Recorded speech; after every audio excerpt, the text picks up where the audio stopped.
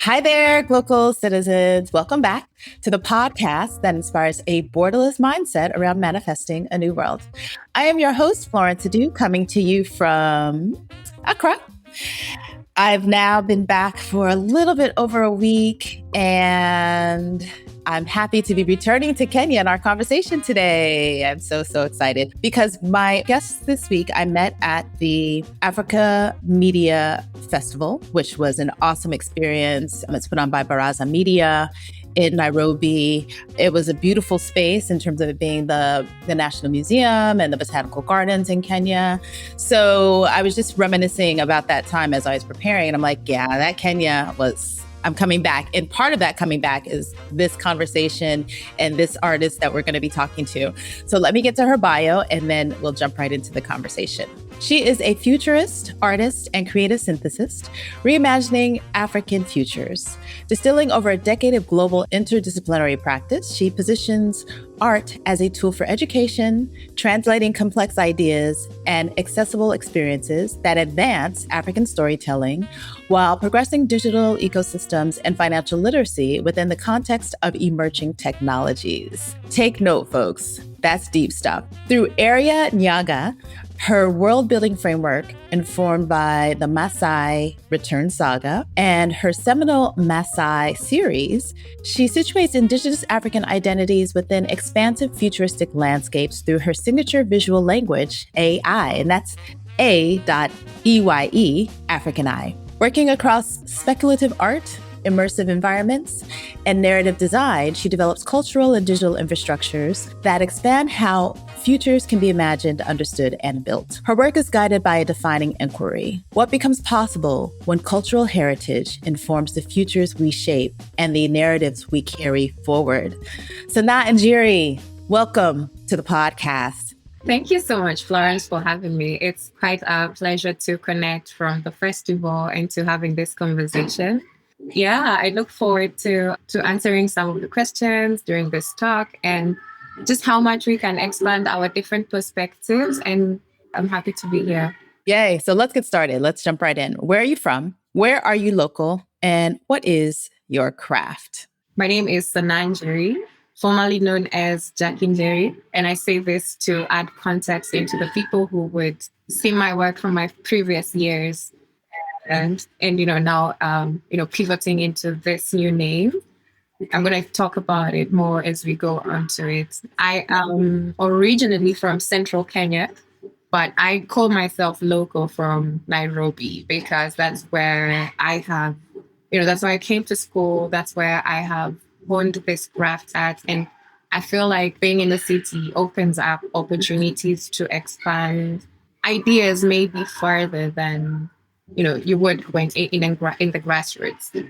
I call myself a creative synthesist because over time, I have been embodying all these roles since I was first employed, since I could call myself a qualified designer. So I started with being called a graphic designer. As you go higher up, they want to call you an art director. And I had these aspirations to be a creative director. I had aspirations to be, going up the ladder. And so in my, I would say, solid 10 years of this practice, I felt like none of these things really quantified what I could offer to myself, to the community, and to the people that I work with, because I'm able to pour all these different components into one whole. That's where the creative synthesis comes in. So when I'm working with organizations, I'm able to start from the sketch and, all the way to the fully formed maybe product that they want. Say if it's a website, say if it's even an outfit, anything. I've been favored to travel, which is also an embodiment of my name. Njeeri in my local language means quote unquote huge traveler. So I think up to that point, I've also traveled far and wide in my creative explorations. And that's where I came to be as Sana, embodying this name because, I feel like I was bearing this name that I did not have any choice of. And I was calling myself an artist based on what I thought artists should be as opposed to my own, identity that I have come across through my journey, through experiencing and through being.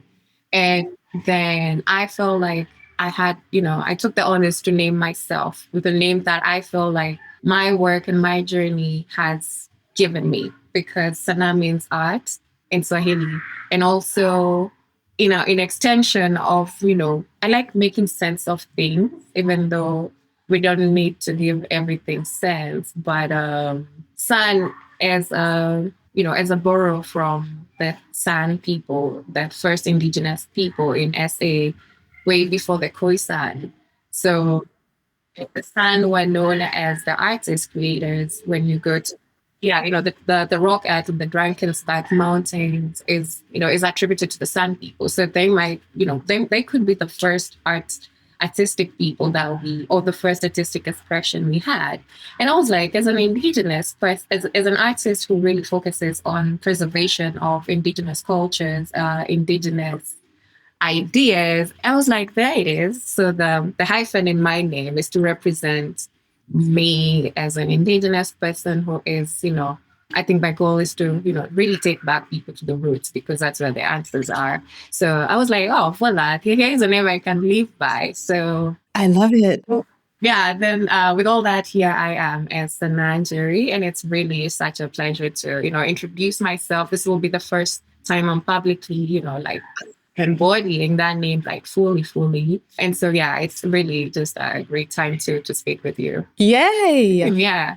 Oh, I love it. Thank you. Thank you for that. Thank you. I so appreciate that, because so many reasons, but I love it. I love it. And so you said you're from Central Kenya, so speaking heritage wise, tell us more about that because I know that also informs a lot of your work as well. Tell us about that. I am from a place called Moranga, which is not so far off from the city, but it is also, I think what I've noticed, particular to African cities, is just 1 hour away. You're really deep into into the not developed. Yeah, so I grew up. I was taught there. My parents, my grandparents lived there, and I really owe a lot of what I think about from my growing up there.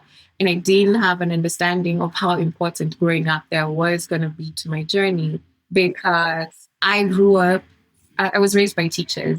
So, of course, I grew up under a very strict regime, outside of developmental stuff. So, didn't have TV growing up until I was like maybe 12 or 13, maybe 10. But yeah, all I was doing is, keeping myself busy with things that I could not find in my environment, right? I couldn't go to the museums. I could only go to the city when there was a big event happening from my relatives. And so I also remember feeling a nostalgia of some sort, just having to go back to live, because it's just like a place where, the lights start disappearing, the street lights when you're going back home.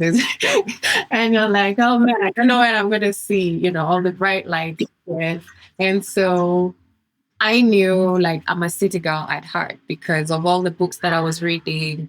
So in that period when we didn't have TV, my parents made sure that I was not lacking in imagination or creativity. Or teachers, they understood the power of reading and all that. So for a very long time, I wished like I could go to the schools here. I wished that I could, but those formative years in hindsight right now are gold. I don't even think I would trade that for anything. Even with being someone who practices in Nairobi, actually, what they shared today.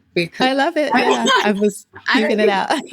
Yeah, I wear it in rebellion and also in sort of like a coming of age as someone who's lived in the city, equal parts raised back in Central, and then equal parts since I came to school here. I have just been here and living just like everybody, and so I felt like I should probably own a part of by being here. So yeah, able to do that. I'm able to embrace my, my really, really background to my local area, which is where, it's a bigger pool to swim, which is which is a challenge that I feel like is very keeps me active and productive and competitive. Yeah. Okay, two questions. One is you mentioned your name meaning in your local dialect. What is your local dialect? I am Kikuyu, Kikuyu. Okay. which is the biggest tribe here.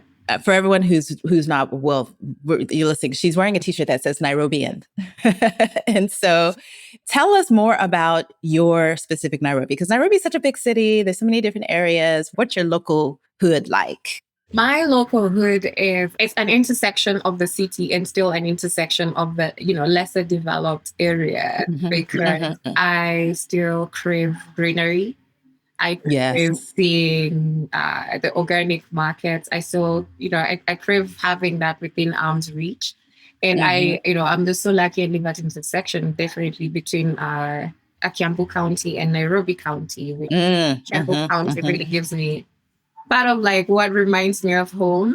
And then now Nairobi, which is like I'm at the border, so really just gives me everything that I need from both worlds. So my Nairobi is a fine and delicate balance between what I can do.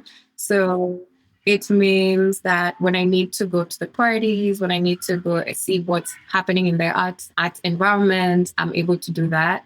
And then when I want to run in the forest, I'm also able to do that. When I want to really be in my hermit mode where, if anybody really wants to come to me, they have to make the effort. And if I want to do the same, I have to make the effort. So for me, it's a very playful area of trying to see what's possible. Nice. The more we're speaking, that's the vision. That is the Kenya that I'm seeking, is to be in that green, close enough to the city. But yeah, like I love it when the street lights start to go out on the road.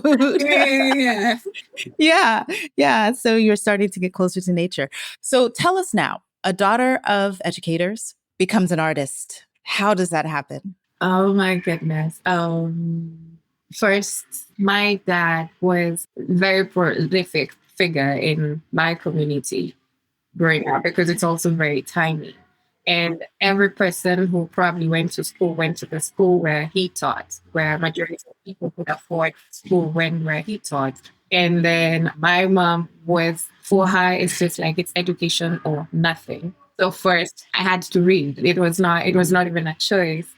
And also now when I was growing up and telling them that now I want to be an artist, that's when I feel I started ruffling their feathers because what do you mean you want to be an artist? We have taught you the importance of education. You are definitely going to university. You're gonna be something. You're gonna be, a career that I can stand in front of people and, and say, this is my daughter.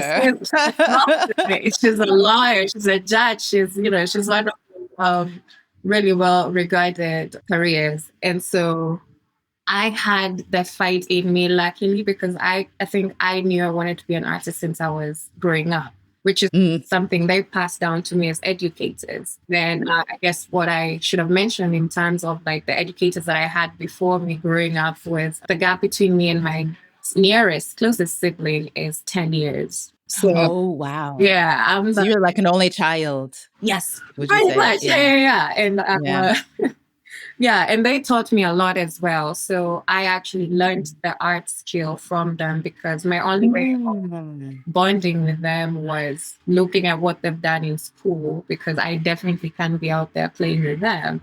And they in school, so I've been looking at their graffiti and they loved drawing cars.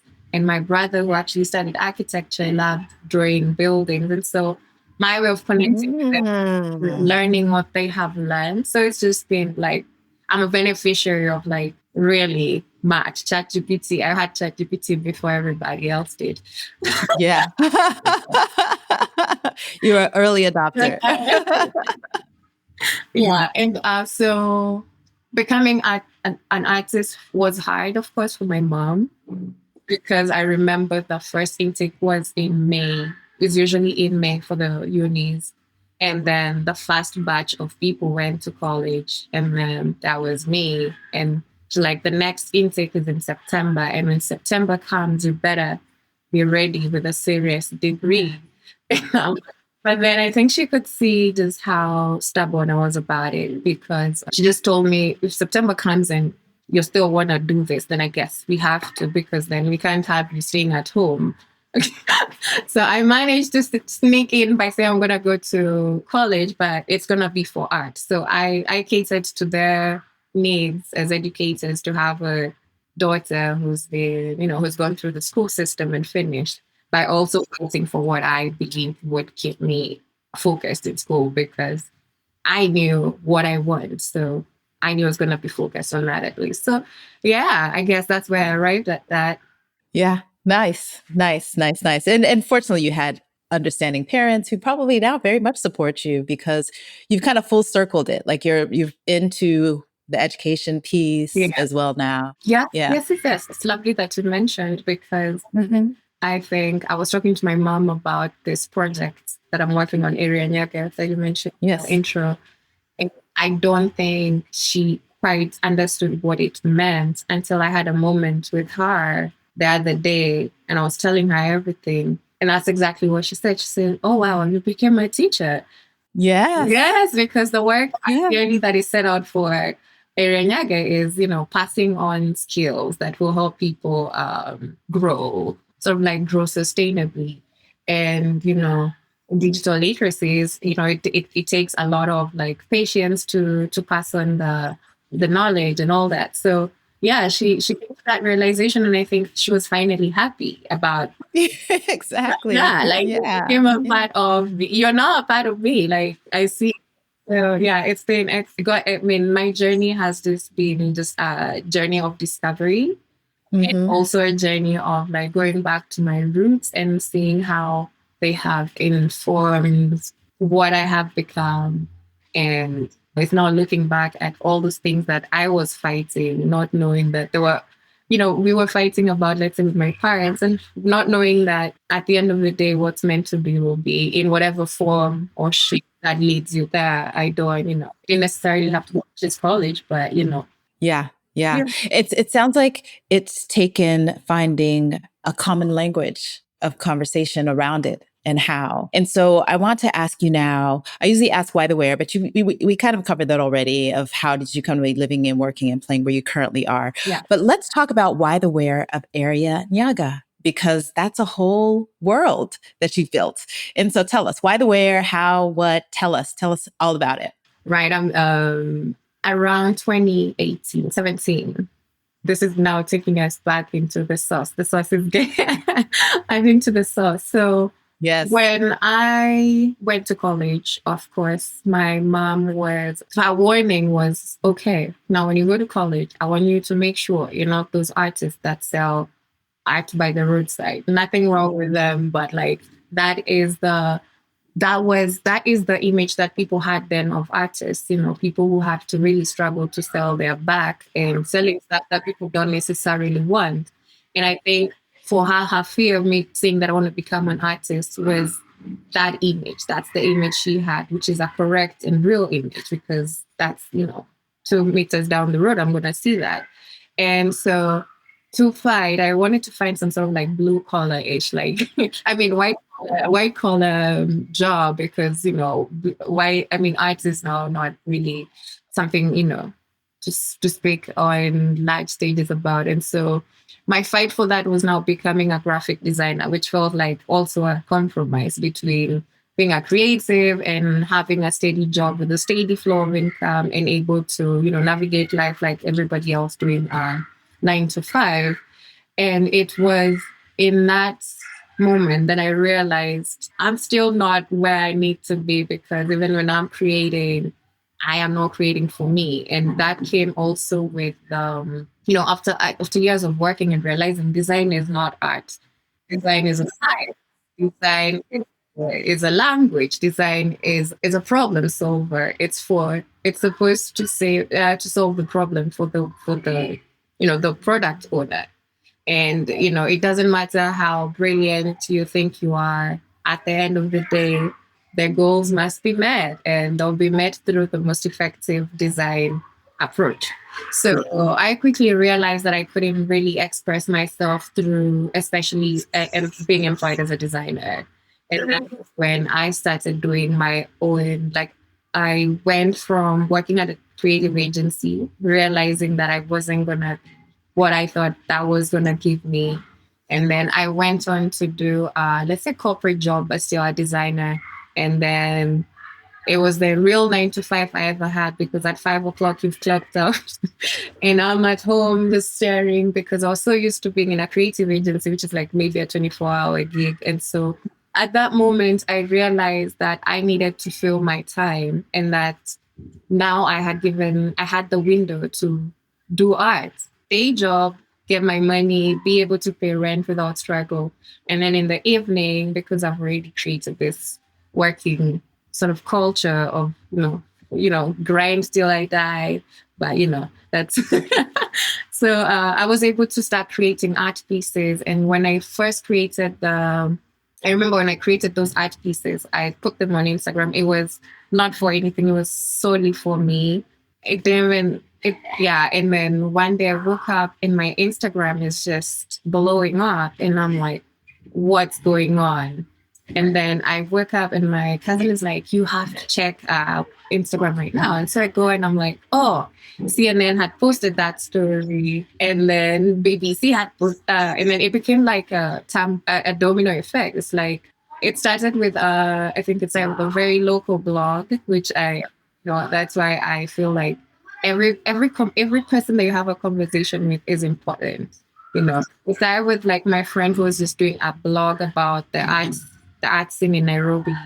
And then someone saw it from the from local media, and it just became a thing. CNN, BBC, OK Africa, all those things. And I'm like, what is going on? And that's when I think, when I created the Maasai series, my life changed in late at night. Yeah. And then getting calls from people who want to work with me. And I was like a chicken being rained on, but in like the good way. Yeah. What is happening to me? I'm so scared. I've never been here before. But then it really changed my life. And so after that, it's been a journey of like showing the work abroad. My first show was in Amsterdam, which was the best thing that ever happened to me. It was the festival called The Futures. And really, like, I was going to show people these futures that I'm creating from my couch.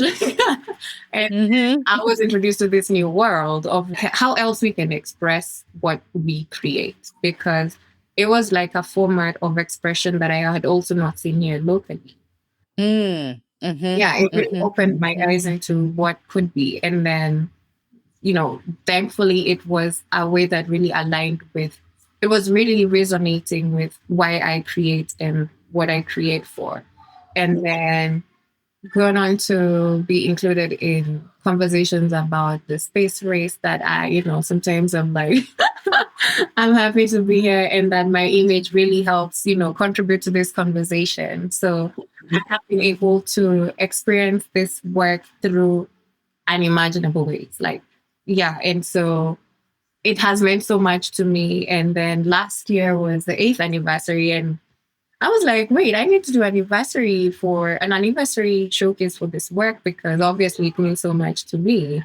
And so it was in that moment that I realized, wait a minute, I don't have anything to show, because I have just been banking and, like growing from this work that I created, but I don't have anything new to show at all. It's just 8 years, and it still feels wonderful to me, and it still feels new to me, because people who are new to the work still talk to me like it's new work.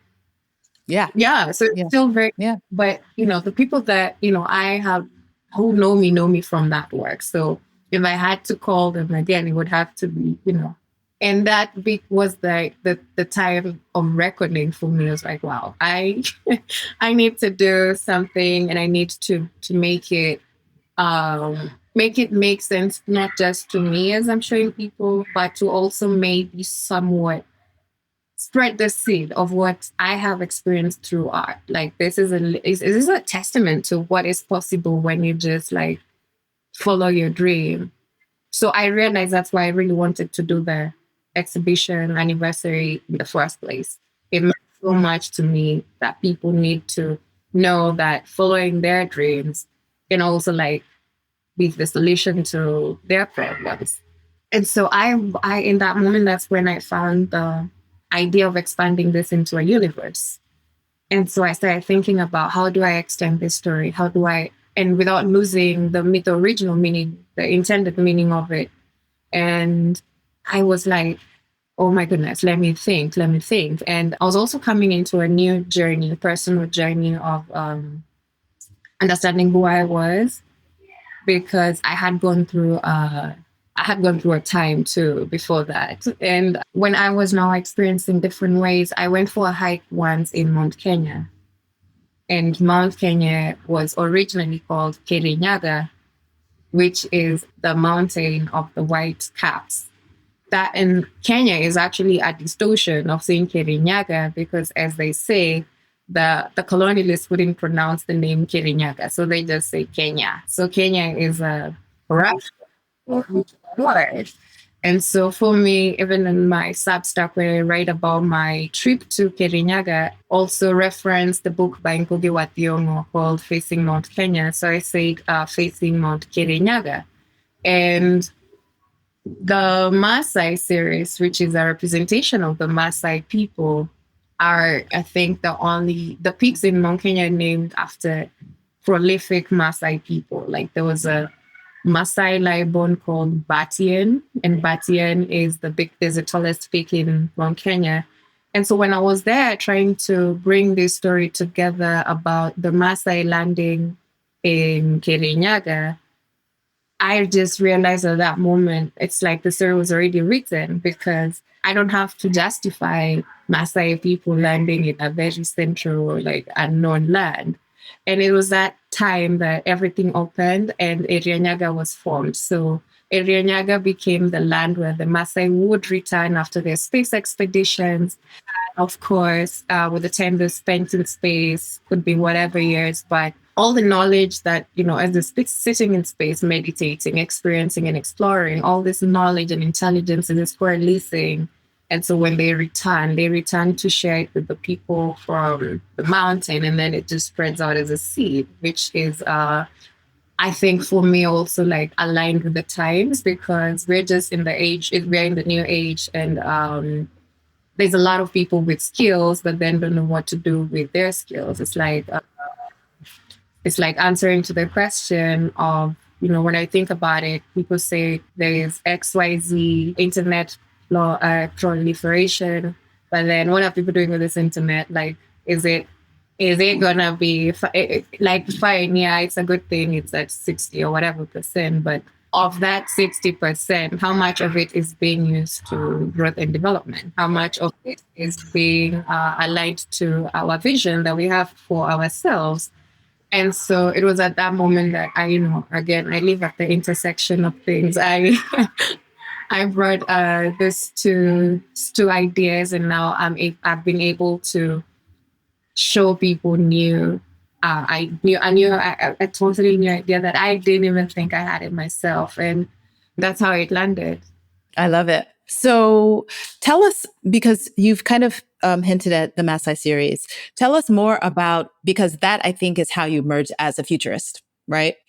And so tell us more about how futurism became part of you and a little bit more about how it's woven into the Maasai series. I didn't even know I was doing futurism when I was futurism. It was a random combination of my observations, which is sure.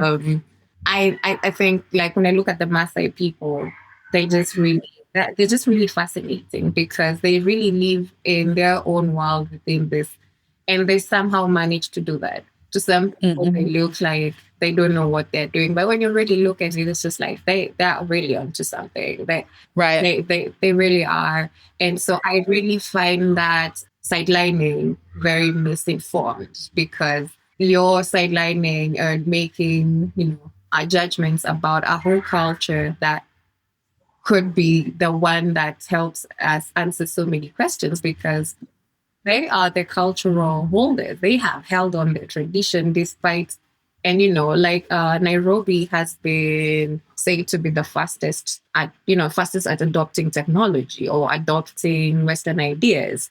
And so being in the middle of that state and still being able to, stay true to the thing that really speaks to you is like, for me, it's amazing. And of course, I'm into tech, and I do feel like tech is a very important tool depending on how it's used for growth. And when I matched those two ideas and I put it out, the first thing I had was like, oh my gosh, this is an Afrofuturist. And so then I got to look into the genre and I was like, yes, this really speaks to me. This is genre that chose me. I didn't even. But that's how I landed with that. And I think the idea that we can still be forward without losing our cultural element is very important because I really when you really do deep research into sociology and cultural influences, some people don't think, I mean, culture as a symbol then becomes a representation of something. So it's been misconstrued to seem as people who are backward. And so every time there's a representation that is cultural, people that immediately perceive it as a bit backward. But I feel like if we could repurpose culture or elevate it in a way where we tweak ways in which we can bring back people into the understanding of culture, like making culture cool again. And that is just to say it in the least possible terms, but like making people see the value of culture and then becoming as forward as they can, innovating whatever they can, but remembering to put in that thing is what like drives me. It's like you can be as you can uphold your culture as much as you want to, be the iPhone designer. Like nothing says that that is not possible. So for me, I feel like what really speaks to me is encouraging people to, because culture is what makes us us. It's what really, the Western culture is what has informed the tech as is with the Western culture, right? And I think that people don't see how their own culture can also be used to progress the same way the Chinese people have done, like they didn't have it was their culture. They just integrated it into the all these ideas. So for me is now that seems like the work for me is like encouraging the positive outlook of culture and how you can bring people back to designing from that angle. Absolutely. And I love the idea and the way that we're centering and you're centering a culture that if we hadn't had the colonial influence, every culture would have evolved in their maintaining of themselves and then adopting and acclimating, because that's what the world did in most times, right? Before we had what is the systematic slavery that became capitalism, that is, the colonial construct. Civilizations had their culture. And then as others traveled and mixed and mingled, that's how technology evolved. And so I love what you're doing as a base for, and that's why I love I'm a huge Afrofuture fan. And that's a lot of the work that I also am creating as well, is because I see it as a way to change the way children imagine the world around them. And first of all, by starting by letting them know that who you are is okay. And I think that's where you're starting. It's like who you are, who we are is okay. So it really starts with letting the younger generation know that who you are is okay. And it's also okay to use and utilize the resources that are the technology that are around us. Totally, yeah. And just to add to your point, which is also, I think I would say like a realization for someone in the design culture is a lot of us are self-taught because we had to use the resources that we found online to learn because that was not something that was at our disposal. When I went to school, my lecturer obviously didn't know how to use Photoshop because just from that, the that other generation. And I'm really self-taught. And what I realized is when, let's say, I'm learning how to create a character, the person that would have a YouTube video showing would have a Disney character like Minnie Mouse. So, you're also getting sort of like you're also learning how to create from another person's perspective, right? Mm-hmm. And Mm-hmm. I always think about this as, how about if you're learning how to draw a character, what if we are able to also share all these skills through a cultural standpoint, where if I'm learning how to draw a character, I'm learning to draw a character inspired by, let's say, an African traditional mask. I am Mm-hmm. learning to borrow maybe an outfit from inspired by some, community in Malawi, the ones with like I think, I don't want to misrepresent people, but like, let's say the Himba people have like very Mm-hmm. so learning how to also use our reference points from, our environment as a way of growing in skill in things, because we tend to be so white focused because our lens is always like tuned to the ideas that we are borrowing. And I'm like, we must borrow because then this is that, we stand no choice. But then when we borrow, how then do we make sure that we are not underrepresenting ourselves? That's why it's so hard to have an animation compete with another animation from another country, because you can't be better than the copy will never be better than the original. Exactly. Yeah. Yeah. And so we are trying to compete from not our playing field. So Mm-hmm. for me, so that was also something that I came to the realization of, how we also continuously erode our cultures without, subconsciously. Like, it's very subconscious. And that when we're showing kids maybe stories on YouTube, our first thing is, let me show you something from Cartoon Network. But yes, yeah, I guess that's the work in progress. Yeah, that's the work I'm committed to. And we'll talk more about that. Yeah. Yeah. So let's talk about global speak. We're talking cultural language and cultural expression. So we want to hear what you hear. So if you could share a word, a phrase, or a saying that's a meaningful part of your local experience, and why or how you come to value it as glocal speak. I think the word that is currently making so much sense to me right now is a personal, is a personal word, which is, I put the sis in consistency. Oh, I put the sis Okay, in yeah. consistency. I love it. I love it. Yeah, and I came to, sometimes I think I'm funny. I think I am funny, but most people don't tend to think I am, but I really make myself laugh because I guess it's very serious work. So that jokes are kind of my thing. And this was, I think, in the last 2 years, I've lost 20 kg. And that was not my goal at all. My goal was to run.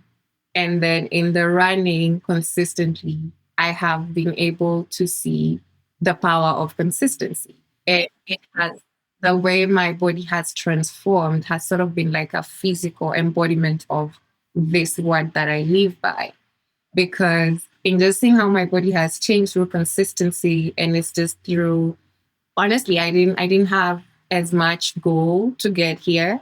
It's just been an effort, an outward effort. And so that has also helped me to take my journey through little big steps, which there's the consistency bit. And I think like everybody should maybe be a bit lenient with themselves, like the small steps that they make on their journey, and see how that changes within a year. Who knows what this is going to be within a year of like little small steps.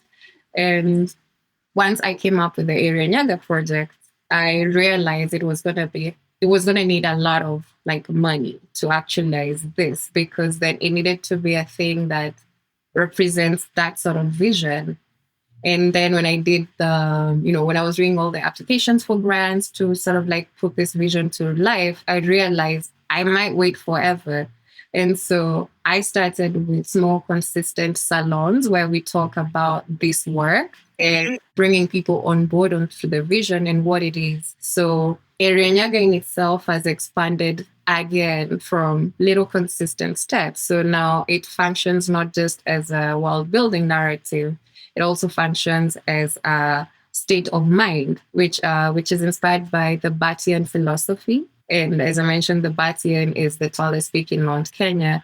And so it's a call for people to be their level best, like just do your best, and that's all. It's also become an urban outfit where we use the artwork to communicate through fashion, through t-shirts, through merch, and also to really just introduce these concepts in the most subtle, non-invasive way possible. And yeah, and it's also now a platform where I think like, having you and being able to, be join you in the Global Citizens is because you represent what in now area that we call Batians, who are people with this elevated, mentality or things about themselves and about Africa, and having, let's say, this conversation with you, and the fruits of this conversation then lead someone else to really follow their passions. So the salon also serves as that. And for me, I see that as the little consistent steps that I'm taking to finally have an immersive show of Nyaga, the exhibition that, I sort of like draw up in my mind. And yeah, I feel like it really encapsulates what I would say is it's really speaking to me. Okay. I love that. And so this is a good segue into the business of it, because as you mentioned, you would need to have funds. You would need to be able to fund building it out. So what is the business like? How have you been able to leverage your art, other practices? What is the scaffold of that look like? Right. So as an individual consultant, I've been able to make a living and, live well. So the Irinyaga was an expansion of creating an environment where different people with different skill sets can thrive. So the business is bringing together people with certain skill sets to to solve a certain problem.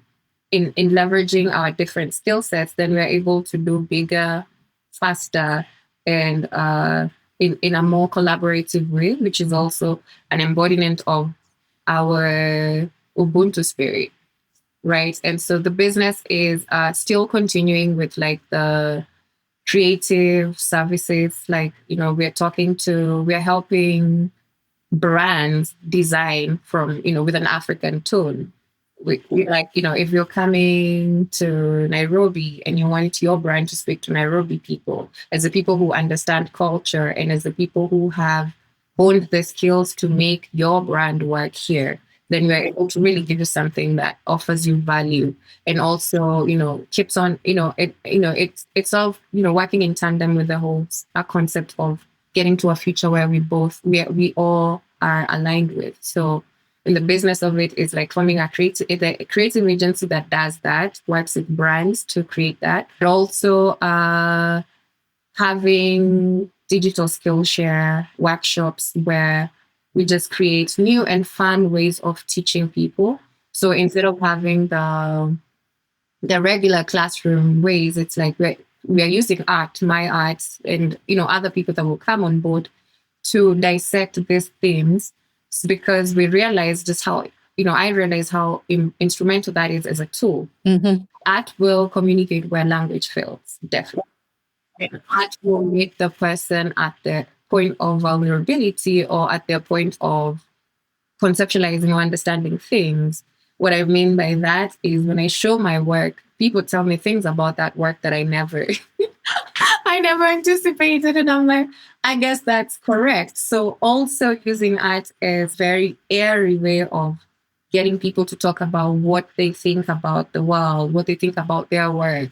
So that platform exists, and we hope to also, do more consecutive trainings and teachings, and even be able to charge for it, because we will definitely prove the value of it. We're talking to colleges, and this definitely fill the gap that I experienced during my learning. Right, I mentioned having a lecturer who could not use Photoshop, but yes, I'm being tested on Photoshop. So here I am as a skill and as a teacher, who understands the software, who understands what the foresight also helps, curate like what people can think through, how they can think through or answer their problems on of what really makes their, the beating of their heart, which I believe will lead people to a bit of like financial freedom. Mm-hmm. And so that is this is another package, and also the business of, of course, more fashion and merch and just yeah. So it's just we're bringing people who first understand the vision, and then because we collaborate from a point of mutual value and benefit, we're able to see this is where I come in and help you, and this is where you help me. And because we are, I really like this term where I don't even know, Blinky Bill is an artist in Kenya. Um, I went to a show of his that really spoke to me, and he did it with Muthoni Drama Queen. And the show was called Now It's Experience Talking.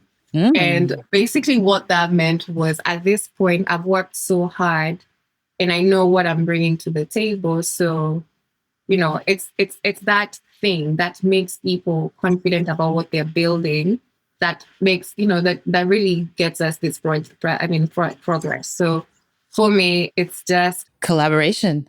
And it's just works. And we have also been able to see how through the salon how collaboration also answers questions that Yes. we have been wondering about. Yet the only reason we were stuck was because we work in silos. Exactly.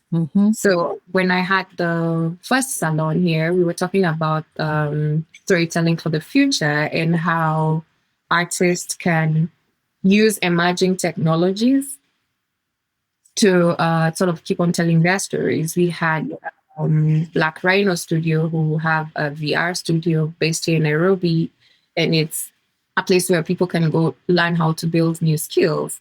And then we had someone who was working who works in the blockchain industry, and some of their challenges was something someone in the salon could solve because they're in the tech litigation. So they are the ones that really ensure that the policies that affect us and they understand our pain points. So when they are finding ways to ensure that the policies being passed on are also not affecting the tech workforce, and and it was like, oh my gosh, here is the solution, because we are here working as a creative, feeling like the tech, like big tech, or not, no one understands us. Yet we can collaboratively work with someone else completely different from a different discipline who would also help us, add on to what we are building towards. So it becomes very progressive because we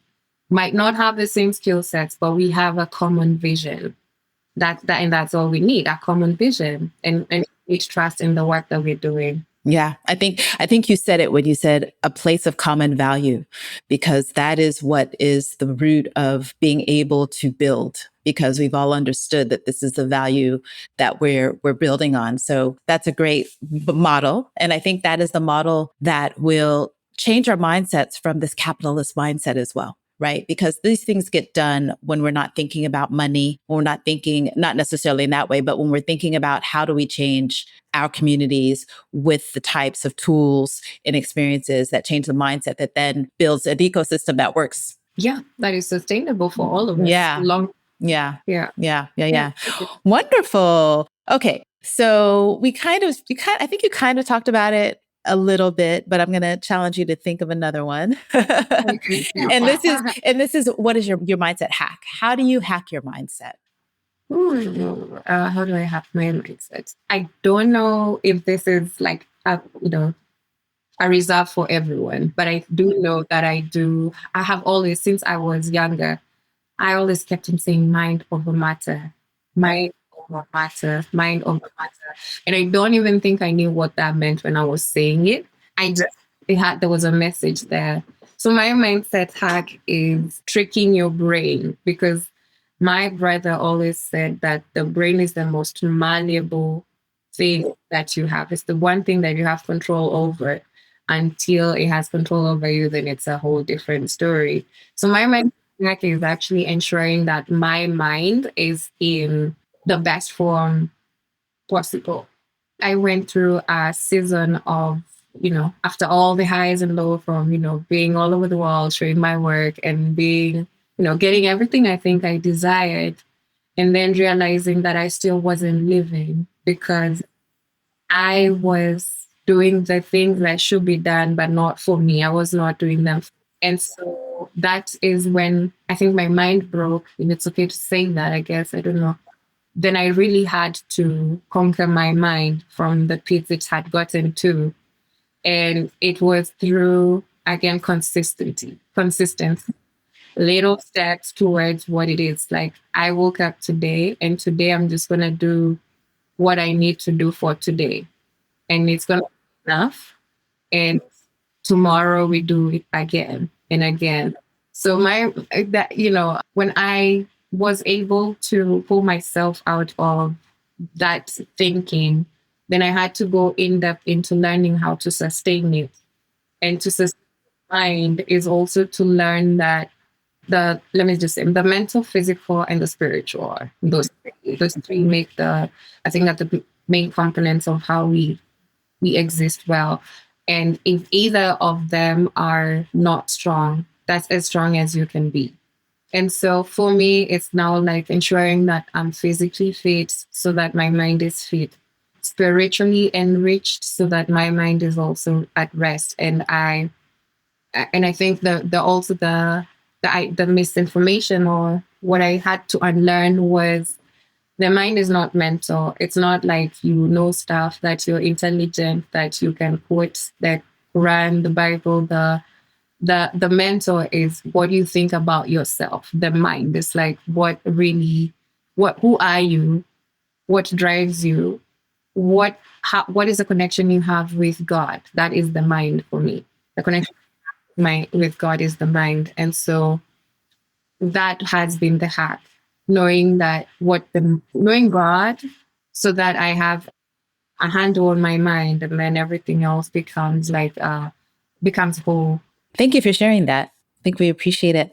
Okay, so our time is moving, but I have a few more questions that I want to ask. First is, what are you excited about? What's new? What's next? Where is Sanaa going to be next? And what's new Right. about? Yeah. Right. I'm really looking forward to next month. I'm going to be in Lamu for a few weeks. I'm going to be doing a workshop with some kids in Lamu.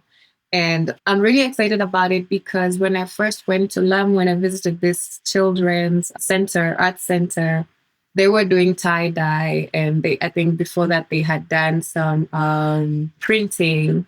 And I told them that I was a digital artist, and the manager was like, "Oh, it's such a shame that we can't use your skills right now because we don't have a laptop." Yeah, and I told her, "Well, in due time, then we will. When the laptops are available, we'll come." And towards the end of last year, she texted me. She said, "We have a laptop, so now you can come." And I was I was like, well, if it's enough for you, then it's enough for me, because I've also learned how to teach without the tools. Creativity has nothing to do with the tools. Yeah. It's the thinking. And so Yeah. I'm looking forward to going down there and teaching creative thinking and teaching futures thinking, and just teaching them a bit of tech with what's possible with what's there. But what I'm looking forward to is just really having fun with seeing what these kids could do with the information. Let's say that maybe I would want to get if I'm that kid at that moment. Okay, so that's been exciting because I also need a break from the city. Lamu's that kind of break. I went to Lamu while I was in Kenya, and if I tell you how my whole time in Kenya was magical. Like it was really where I needed to be to just everything about it. But when I went to Lamu in particular, just being at the ocean, and Lamu is a special, I'll have links to it in the show notes, but Lamu is just a special place historically, culturally, because it's an archipelago of islands. And so that's one thing, but just understanding how people have survived there for centuries. Right. So before and even now, it's a really interesting place to visit. So we look forward to watching your story on socials, and wish you all the best with the kids. That's going to be awesome. Thank you. Thank you. Yeah. And yeah, I look forward to sharing. Yeah. The next thing is we always want to know who you are aside from work. And so, are you a reader? Are you a watcher? Are you a listener? What are some of your favorite reads, watches, or listens? Or what else do you do in your leisure time besides running? Because I love running. I'm also a runner. And so, tell us more. Oh, great. Yeah. Amazing. I mentioned that I grew up reading and I read a lot when I was younger. And I think I remember when I called it quits to reading books at that point. Okay. My mom got me a really huge novel. She had told me that she had read it and I needed to read it within a week so that on Saturday she would come back and we could revise. She'd ask me questions. Little did I know all she was doing this whole time was she would read the synopsis and she would read the synopsis. And then this one time I was like, nah, you did not read this book. And I think that's when I was like, I don't think I want to read for me. So I love reading, but I love books that, like, I think a book has to really grasp me to keep me there. Like, I do read books, but I only stay with the books that really have that power to, and it's been so I wouldn't say that I'm a huge reader in that aspect, but I read a lot. I read a lot of articles. I read a lot of short educational material. I love the after school on YouTube. I love, all I do is I think I pick up information from different formats, whatever format it is. And that's how I think I'm able to synthesize information because I think I had the foundational background of studying and reading. And I was reading heavy books because I was picking up books from my siblings. So I think it should really help me understand what knowledge getting is. And then now I'm able to now put it in different pockets and see, okay, this works. So I do in that way. I read a lot of little things, less of many big. Yeah, very little things. Cool. And you're also a writer, so you're on Substack. Yes, and and have a newsletter. So that's kind of work, but it's kind of play, I guess, a little bit. Yeah. Okay, those are great. So now I've had a lovely time chatting with you. This has been wonderful. And I look forward to continuing conversations. I look forward to coming to a salon, co-hosting a salon. I hosted a salon last February in Nairobi. Oh, yeah. great. So we're on the same page. That's amazing. That's amazing. And I think just to add, because you mentioned the writing bit, is I came to writing not because I don't even think I write that great yet, because I came into writing because I also wanted to help people understand the work. And then when I was writing, I really, really started writing about the work. But the more I'm writing now, I'm writing more for myself, which is a beautiful discovery about just the way to also expand perspectives. It's not just to say I'm an artist and all I do is digital art. It's also what other for mediums of expression or creativity can I explore with this work? And so I didn't even know what power writing holds for people. It's just been also like a very new journey for me. I love it. So we'll look out for more of your pen. I do. Maybe my question would be, of course, why you do what you do. Oh, I do this because I am so invested in Pan-African progress. I want to see Africa where it knows it can be and where it knows it will be. And so just to really share African stories, to help inspire us to be for us and about us, and to deconstruct these colonial mindsets that are holding us back. So that's a big part of the why. And I've always been a storyteller. So from a child, I was writing little books.